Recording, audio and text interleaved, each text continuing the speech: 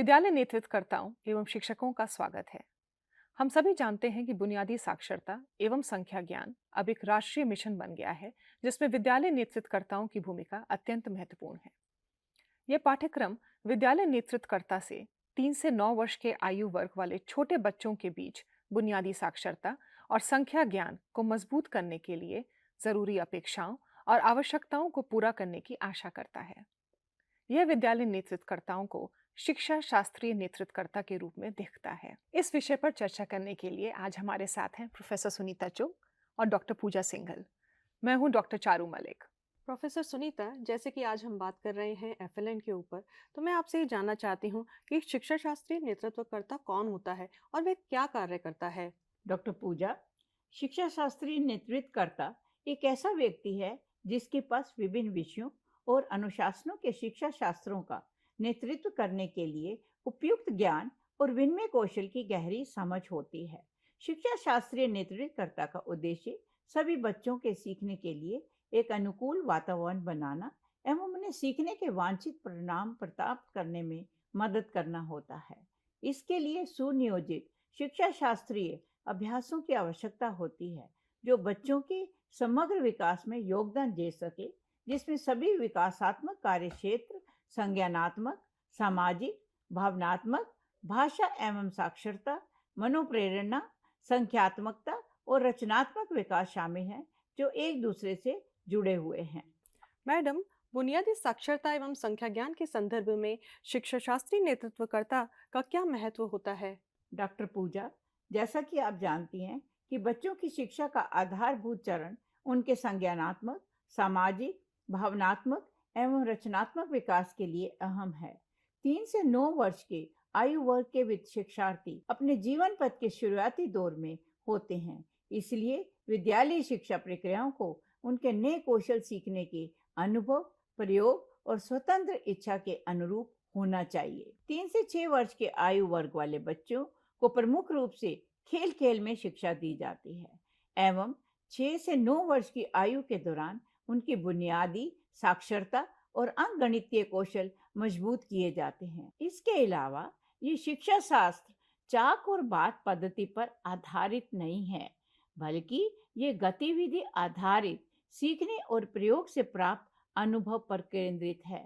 इस सुविधाजनक बनाने के लिए एक शिक्षा शास्त्रीय नेतृत्वकर्ताओं को पूर्व प्राथमिक विद्यालय एवं प्राथमिक विद्यालय के शिक्षकों, आंगनवाड़ी कार्यकर्ताओं, बाल वाटिका शिक्षकों, व्यवस्था स्तरीय पदाधिकारियों और बाल विकास परियोजना अधिकारी के साथ सहयोग करने की आवश्यकता है।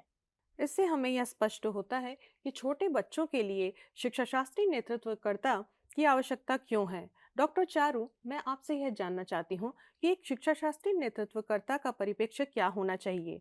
वह अपने विद्यालय में किस प्रकार से विजन का निर्माण कर सकते हैं। डॉक्टर पूजा, जैसा कि आप जानती हैं, विजन निर्माण विद्यालय के नेतृत्व का एक मुख्य घटक है, जो कि बच्चों की शिक्षा के आधारभूत स्तर पर कई हितधारकों जैसे बाल वाटिका शिक्षक, आंगनवाड़ी, विद्यालय प्रमुख, सीडीपीओ, माता पिता, समुदाय एवं ब्लॉक और जिला स्तर के शिक्षा अधिकारियों के समर्थन और योगदान की आवश्यकता होती है।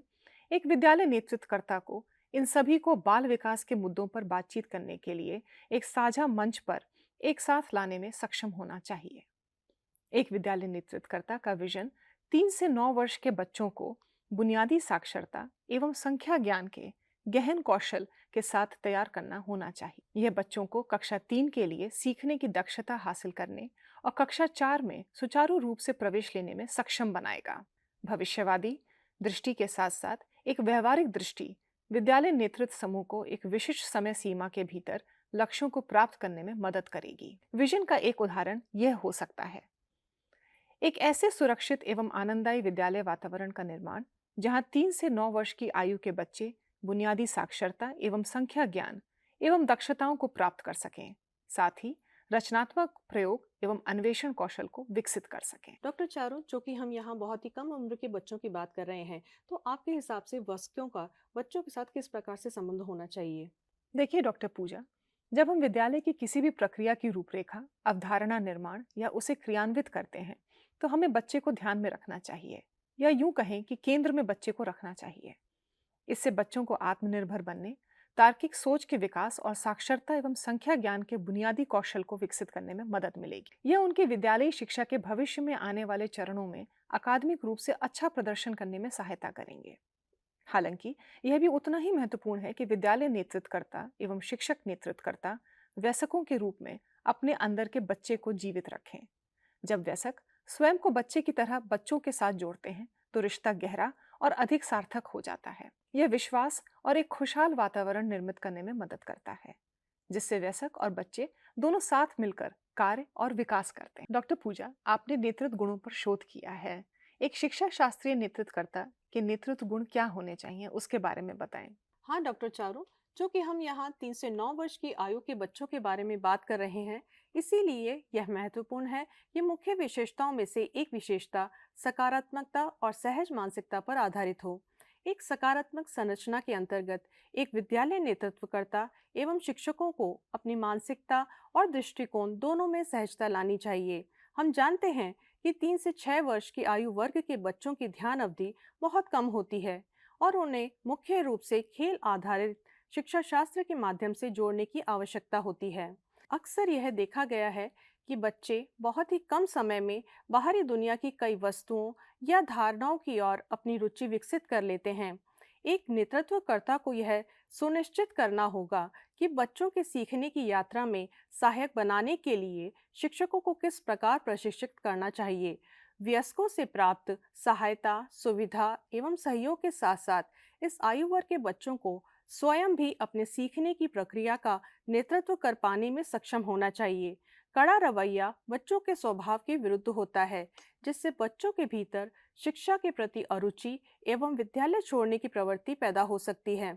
आधारभूत स्तर पर विद्यालय प्रमुखों से संबंधित अन्य विशेषताएं इस प्रकार से हो सकती हैं: पहल करना, मंच पर लोगों को एक साथ लाना, विश्वास निर्माण, भावनात्मक रूप से सहज होना एवं अन्य लोगों की भावनाओं को समझना, कुशल पर्यवेक्षण, बच्चों के विकास से संबंधित आवश्यकताओं को समझना, स्पष्टता, शिक्षा शास्त्रीय नेतृत्व की समझ। जी डॉक्टर पूजा, बिल्कुल ठीक कहा आपने। आइए हम शिक्षा शास्त्रीय नेतृत्व की ओर गहराई में जाएं। डॉक्टर पूजा, 3 से 9 वर्ष के आयु वर्ग वाले बच्चों के सीखने सिखाने की प्रक्रियाओं के लिए कौन से शिक्षा शास्त्रीय दृष्टिकोण नियोजित किए जा सकते हैं? डॉक्टर चारू, विभिन्न शिक्षा शास्त्र हैं जिन्हें 3 से 9 वर्ष की आयु वर्ग वाले बच्चों के लिए नियोजित किया जा सकता है, जैसे विषय आधारित, नाटक आधारित, गतिविधि आधारित, परियोजना आधारित, खिलौना आधारित, कला आधारित एवं कहानी कहना इत्यादि। ये दृष्टिकोण छोटे बच्चों में रचनात्मकता और दक्षता विकसित करने में बहुत ही सहायक होते हैं। अगर हम कहानी कहने की बात करें तो इसमें भावनात्मक बुद्धि विकसित करने की क्षमता होती है और यह बच्चों को मानवीय व्यवहार और रिश्तों को समझने में भी सक्षम बनाता है। इसके अलावा मनुष्यों, जानवरों, पौधों की बातचीत के इर्द गिर्द केंद्रित लघु कथाएं अवधारणा को वास्तविक दुनिया के अनुभवों से जोड़ती है। बच्चे कई नई शब्दावली और भाषा संरचना सीखने में सक्षम होते हैं। इसके बाद खेल आधारित दृष्टिकोण है, जो कि बच्चों के स्वभाव में प्राकृतिक रूप से होता है और उनका झुकाव भी खेल गतिविधियों के प्रति होता है। यह बच्चों को खेल खेल में समस्याओं का पता लगाने, खोजने और उन्हें हल करने में मदद करता है। उदाहरण के लिए, अपने दोस्तों के साथ लुका छिपी खेलने से उन्हें समूह भावना, समन्वय, तार्किक सोच आदि की अवधारणाओं को समझने में मदद मिलती है। या हम विषय आधारित दृष्टिकोण पर विचार कर सकते हैं, जिसमें पाठ्यचर्या के विभिन्न क्षेत्रों को एक दूसरे से जोड़ा जाता है और एक विषय के भीतर लाया जाता है। विषय के माध्यम से बच्चे अपनी विशिष्ट क्षमता को पहचानते हैं और सीखने के विभिन्न तरीकों को खोज लेते हैं। उदाहरण के लिए, फलों या सब्जियों को एक विषय के रूप में रखते हुए एक शिक्षक रंगों, आकृतियों, संख्याओं, आकारों, शब्दावली आदि की अवधारणाओं को सीखने में सुगम बना सकता है। डॉक्टर चारू, अब आप मुझे बताइए कि एक विद्यालय नेतृत्वकर्ता के लिए बुनियादी साक्षरता एवं संख्या ज्ञान की गतिविधियों की योजना एवं आकलन करने के लिए प्रारंभिक चरण क्या होने चाहिए? जी डॉक्टर पूजा, बच्चों को सुविधाएं उपलब्ध करवाने और सीखने की क्षमता को विकसित करने के लिए पहले विद्यालय प्रमुखों एवं शिक्षकों को बच्चों की विकास संबंधी जरूरतों के बारे में जागरूक होना पड़ेगा। प्रत्येक बच्चा अलग होता है और उसके सीखने की अपनी गति होती है। उदाहरण के लिए, कुछ बच्चे 3 वर्ष की आयु में स्पष्ट रूप से बोलना शुरू कर देते हैं, जबकि कुछ थोड़ा बहुत लिखने में भी सक्षम हो सकते हैं। बच्चों की ये विशेषताएं उम्र के साथ बढ़ती हैं और छोटे बच्चे और बड़े बच्चों की क्षमताओं में अंतर होता है।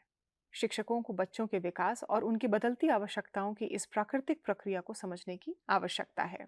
दूसरा, बच्चे की आवश्यकता के अनुसार विकास की दृष्टि से उपयुक्त व्यवहार यानी कि डेवलपमेंटली अप्रोप्रिएट प्रैक्टिसेस को अपनाना है।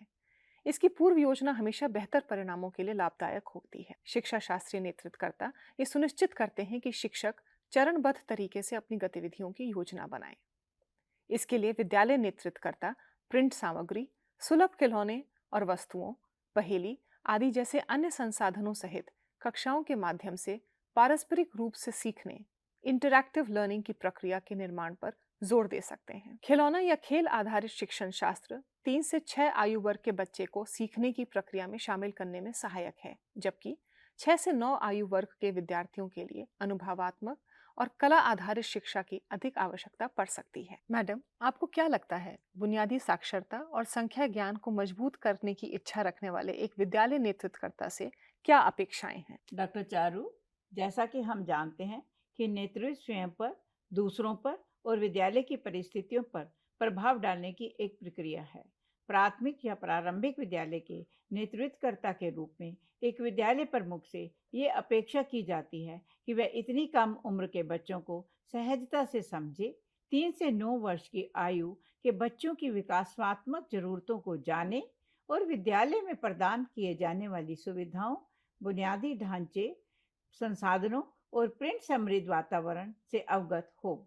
सबसे महत्वपूर्ण अपेक्षा ये है कि प्राथमिक विद्यालय के शिक्षकों और बाल वाटिका या पूर्व प्राथमिक विद्यालय के शिक्षकों को बुनियादी साक्षरता एवं संख्या ज्ञान को मजबूत करने में सुगमकर्ताओं के रूप में कार्य करने के लिए प्रेरित करें।